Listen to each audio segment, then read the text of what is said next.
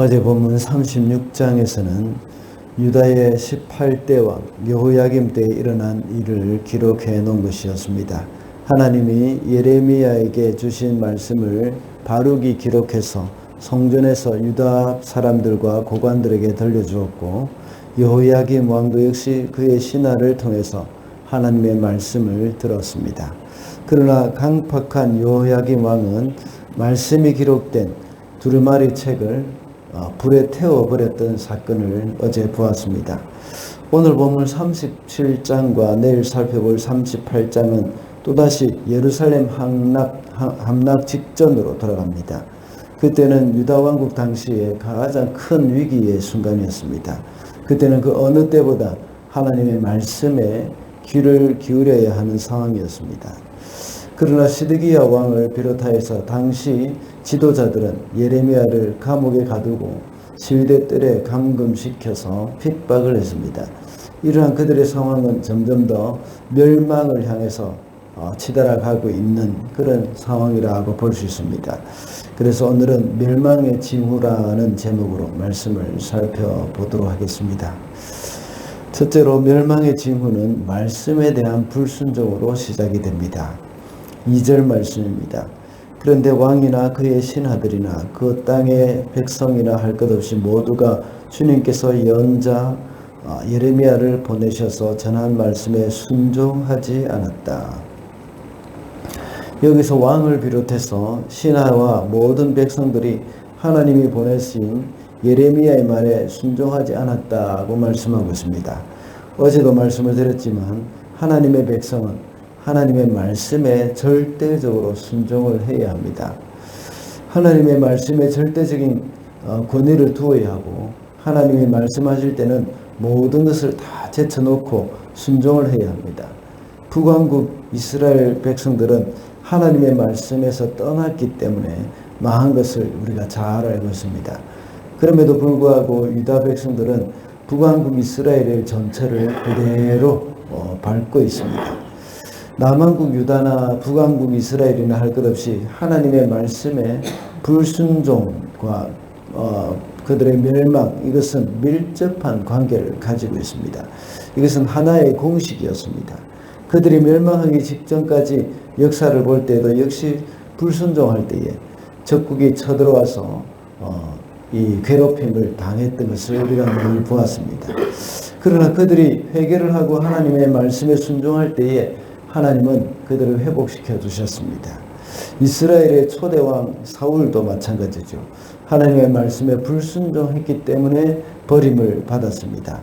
그래서 사무엘상 15장 23절과 26절에서 왕이 여호와의 말씀을 버리셨으므로 여호와께서 왕을 버렸다고 이 두 번이나 반복해서 말씀하고 있습니다.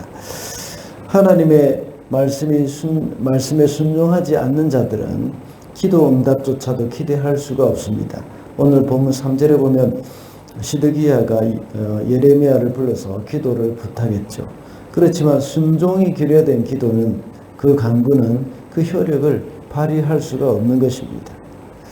성도 개인의 삶에도 역시 하나님의 말씀이 절대적입니다. 여러 번 말씀을 드린 적이 있지만 하나님의 말씀은 우리의 인생을 보호해주는 역할을 합니다. 우리가 이 어두운 세상에서 승리할 수 있는 길이며 또 실패의 길에서 돌이켜서 성공할 수 있는 그런 길이라고 볼 수가 있습니다. 우리의 삶 속에서 앞이 캄캄하고 어찌해야 할지 모르며 소망이 끊어질 때, 그렇게 소망이 끊어졌다고 생각할 때 모든 것을 내려놓고 말씀으로 돌아가야 합니다. 그래서 말씀대로 순종하기로 결단을 해야 합니다. 그럴 때에 하나님은 우리에게 살 길을 열어주시는 겁니다. 둘째로 멸망의 징후는 하나님 대신에 다른 것을 의지하는 것입니다. 7절과 8절입니다. 나 주 이스라엘의 하나님이 말한다. 너희를 보내어 나에게 물어보도록 한 유다 왕에게 너희는 이렇게 전하여라. 너희를 도우려고 출동한 바로의 군대는 제 나라 이집트로 돌아갈 것이다. 그러나 바벨로니아 군대는 다시 와서 이 도성을 공격하여 점령하고 불질러 버릴 것이다. 시드기야 왕은 이 친애국 정책을 펴나갔습니다. 그래서 쳐들어오는 바벨론을 막기 위해서 이집트에게 도움을 구했죠.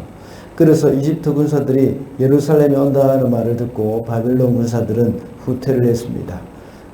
그러나 이집트가 돌아갔을 때 또다시 쳐들어와서 모든 것을 다 가져갔고 또 예루살렘은 불타버렸습니다. 바벨론이 예루살렘을 쳐들어온 것은 하나님의 징계였습니다. 그것을 예레미야를 통해서 거듭해서 말씀을 하셨지만 시드기야는 듣지 않았고 그 바벨론을 대항하기 위해서 이집트를 의지했던 것입니다. 바벨론을 하나님이 보내셨다면 유다가 의지해야 할 분은 하나님밖에 없습니다. 하나님께 회개를 하고 하나님의 도움을 구해야 합니다. 하나님이 바벨론에서 자신들을 구해 줄 수 있도록 그렇게 기도를 해야 하는 겁니다. 그러나 그들을 회개하고 하나님을 구하는 대신에 하나님의 도움을 구하는 대신에 이집트를 의지했습니다.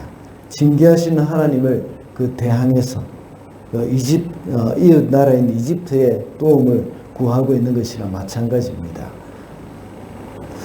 우리에게 있는 어려움을 해결하거나 이겨나가는 길은 하나님밖에 없습니다. 하나님 외에 다른 것을 의지하는 것은 모든 것이 우상입니다. 유다와 예루살렘은 지금까지 우상을 섬긴 것으로 인하여서 하나님의 진노를 불러일으켰습니다. 그런데 또다시 그들은 이집트를 의지함으로 하나님을 더욱더 노엽게 만들고 있는 것입니다. 이 세상의 사람들은 돈이나 권력을 많이 의지합니다. 또는 자기의 실력을 더 많이 의지하는 사람들도 있습니다. 그러다 보니 하나님이 보이지 않는 겁니다. 하나님 대신 혹시 다른 어떤 것을 의지하는 일이 있다면 그것을 내려놓아야 합니다. 그것을 하나님께 들어야 합니다. 그럴 때에 하나님은 그것을 더 아름답게 사용하실 뿐만 아니라 하나님이 우리의 도움이 되셔서 우리가 살 수 있는 길이 생기게 되는 것입니다.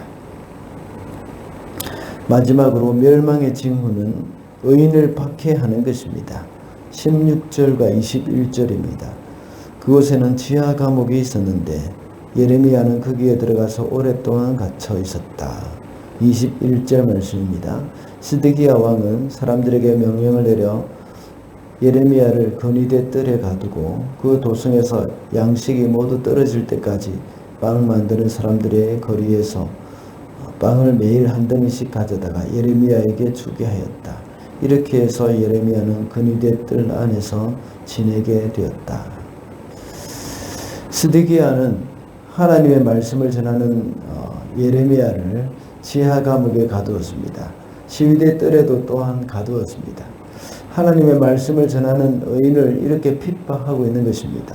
물론 지하 감옥에 가두었을 때는 그들이 예레미야에 대해서 오해를 하고 누명을 씌워서 그렇게 한 것이죠. 그들은 자신의 잘못을 책망하고 죄를 지적했기 때문에 그 예레미야를 가둔 것입니다. 그리고 예루살렘이 곧 망하게 되니까 바벨론에게 항복을 해야 한다는 말을 했기 때문에 그들은 예레미야를 핍박한 것입니다.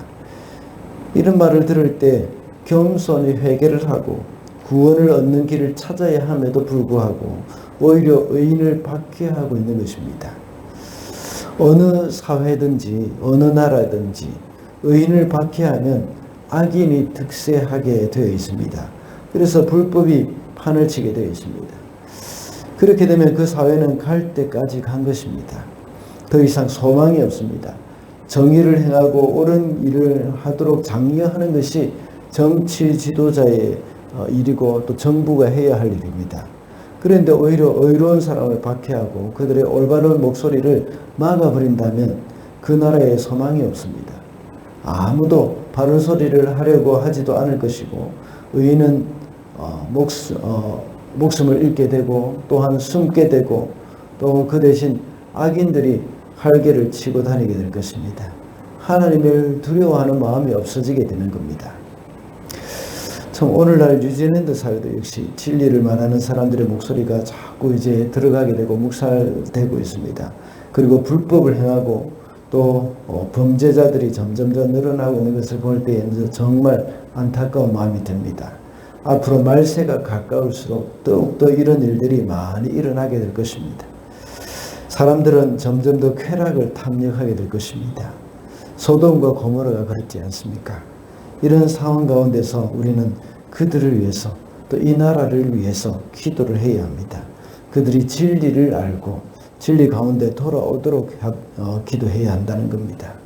그리고 교회도 역시 진리를 선포해야 합니다. 비록 우리의 진리의 선포가 묵살되어지고 또 이 무시되어진다고 할지라도 계속해서 하나님의 진리의 말씀을 선포를 해야 합니다. 그리스도의 복음을 선포해야 하고 성경의 진리로 이 땅에 밝혀나가야 할 일이 바로 교회의 일입니다.